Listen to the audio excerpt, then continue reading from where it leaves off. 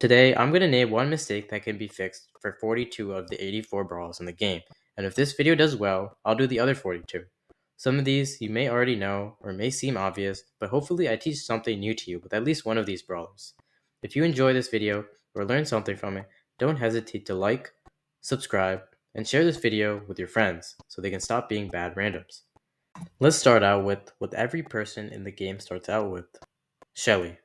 One common mistake I've seen with Shelly is using her clay pigeons gadget without using her super first.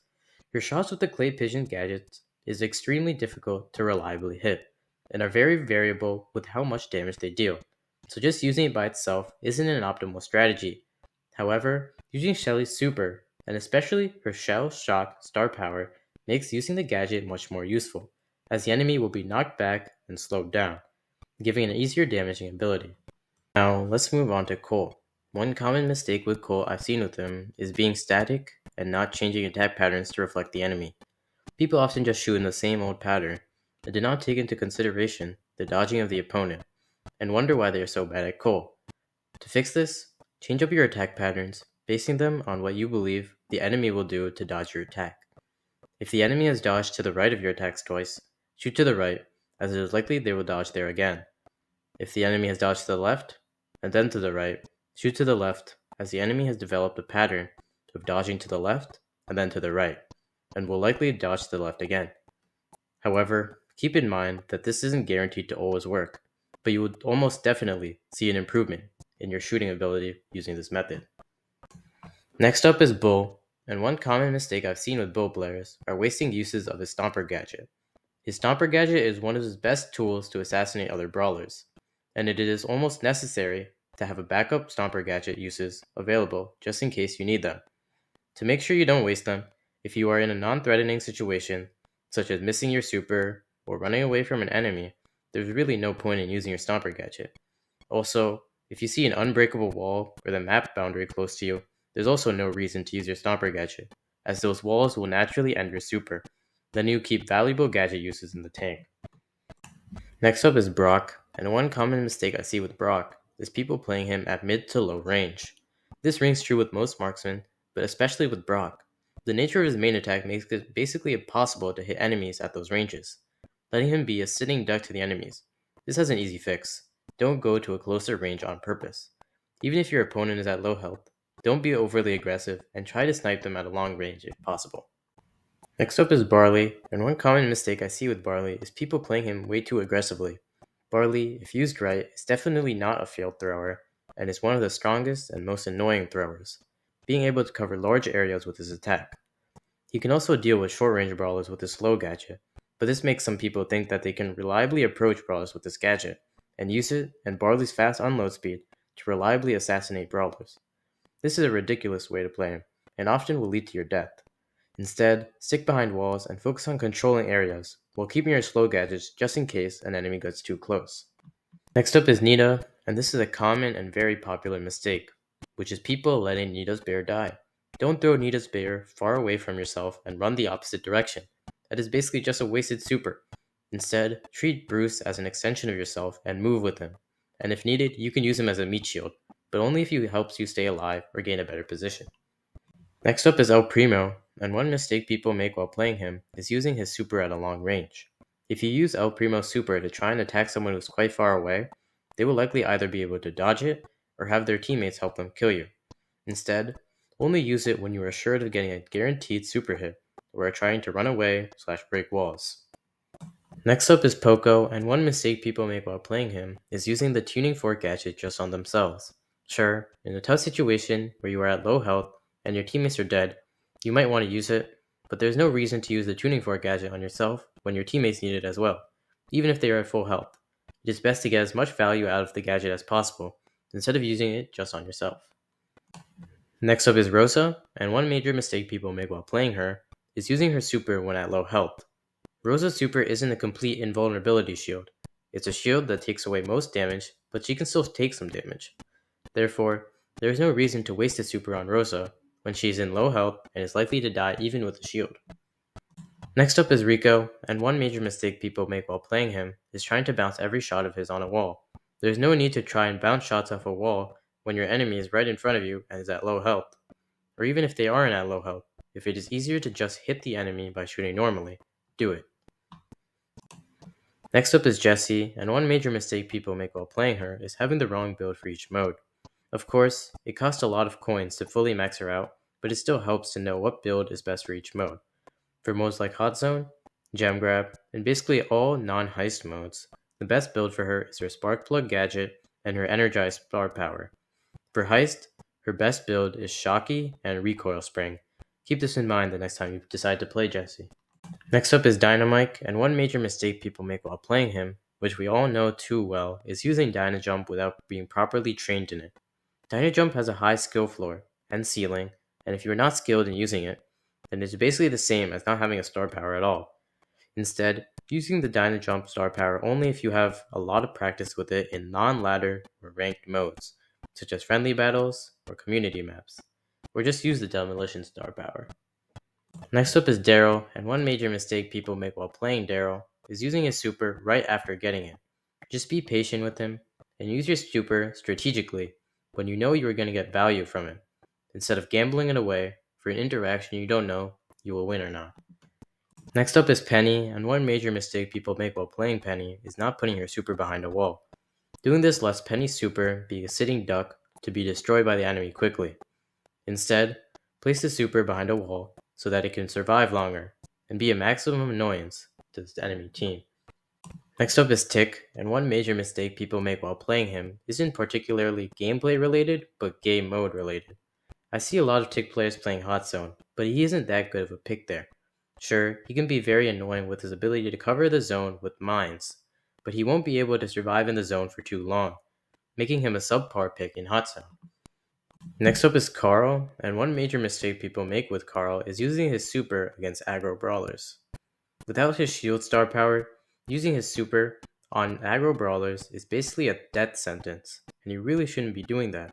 Instead, just use your super when facing a very low health enemy or a squishy brawler that really can't deal with you. Next up is 8-Bit, and one major mistake people make while playing him is only using his turret for himself. 8-Bit is a support brawler on top of a damage dealer brawler, and using the turret only for yourself and not placing it at a place that can be used by all three teammates is missing out on a lot of unused damage potential that could change the game.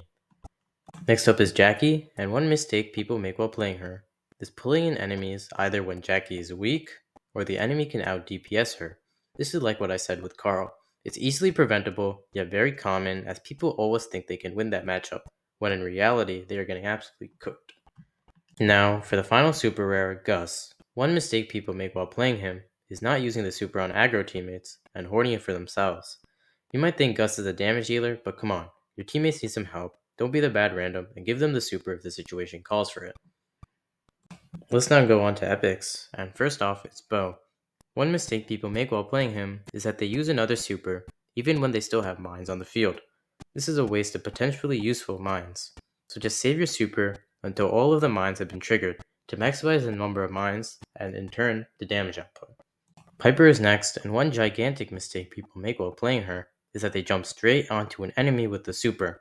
The super is an escape tool, not an assassination tool, so use it to escape enemies, not kill them.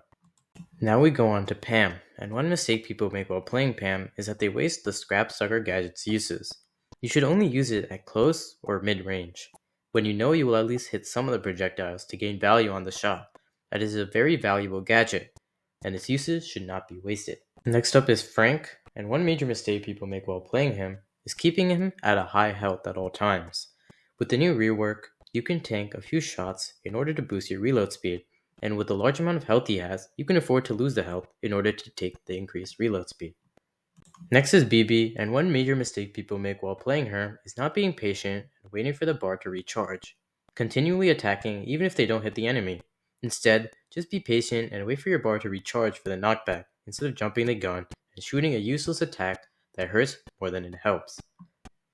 Next up is B, and one mistake people make while playing her is spamming her shots. Yes, her attack width is quite large compared to other marksmen, but she's best played as a sniper, with each shot aimed, and especially the supercharged ones, as you don't want to waste the potential damage output from those shots. Next is Ems, and one mistake people make while playing with her is getting too close to the enemy. With Ems, to make the full use of her main attack, you should always move back while attacking, and try to maintain the mid-range at all times if possible. Next up is Gale, and one mistake people make while playing him is misusing his super. Gale's super should be used either to finish off enemies or push away enemies, not just a throwaway button in the middle of a fight. Nani is next, and one mistake people make when playing Nani is using her super without regard for her surroundings. If you use your super, and there are enemies near you who can damage you, using your super is basically a death sentence. Instead, make sure you are in a safe and secluded location when you decide to use your super. Colette is next, and one mistake people make while playing her is taking the wrong lanes with her. There's no reason for you to be going against the lowest health brawler on their team, when there's a free Frank on the other side, so please just go and take the Frank and let us take care of the rest. Edgar is up next, and one mistake people make while playing him is playing him. But seriously, one big mistake people make while playing him is not having patience. There's no reason for you to be supering right when you get your super on a Shelly. Instead, just wait and chill. Pick your opponents correctly, and most importantly, keep a lookout for brawlers with either high DPS or a form of crowd control, and don't jump on them. Stu is up next, and one mistake people make while playing him is auto-aiming his main attack. It's pretty easy to hit, but due to the constant dashing, and the fact that it has a mid-range and not a short range, makes it so that it isn't a guaranteed shot to hit when auto-aiming his attack, so you should always look to aim his shots. Belle is next, and one mistake people make while playing Belle is misusing her super. Belle's super should not be used on low health enemies, or enemies that could be easily killed. Furthermore, unless it's necessary, you shouldn't be using the super to assassinate enemies. Instead, use the super on the most dangerous person on the enemy if possible, like a Clancy or a Surge, so that they become inherently weaker and easier to kill. Using it on a tank is also good, as it makes them much less tanky. Next we got Grom, and one mistake people make while playing him is being too aggressive with him.